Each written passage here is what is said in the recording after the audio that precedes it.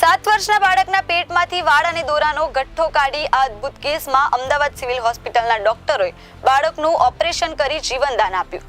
અમદાવાદની સિવિલ હોસ્પિટલના ડોક્ટરોએ મધ્યપ્રદેશના રતલામના 7 વર્ષના બાળક શુભમ નિમણાના પેટ અને નાના આંતરડામાંથી વાળ, ઘાસ અને શૂલેઝના દોરાનો ગઠ્ઠો સફળતાપૂર્વક દૂર કર્યો.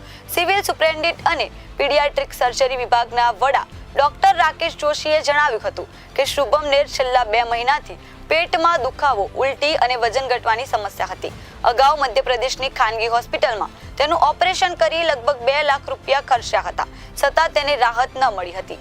બાદમાં તેને અમદાવાદની સિવિલ હોસ્પિટલમાં લાવવામાં આવ્યો. સીટી સ્કેન અને એન્ડોસ્કોપી બાદ ડોક્ટરને પેટમાં વાળ અને દોરાનો ગઠ્ઠો હોવાનું જાણવા મળ્યું. ત્યારબાદ સર્જરી કરીને ગઠ્ઠો સફળતાપૂર્વક દૂર કરવામાં આવ્યો. આ પ્રક્રિયામાં ઓપરેશન પછીના 6 દિવસ સુધી બાળકને મોઢેથી ખોરાક ન આપતા 7મા દિવસે ડાયટ ટેસ્ટ કરી પેટમાં કોઈ અવશેષ ન રહે તે સુનિશ્ચિત કરવામાં આવ્યું. હાલ શુભમ સ્વસ્થ છે અને તેને રજા અપાઈ છે.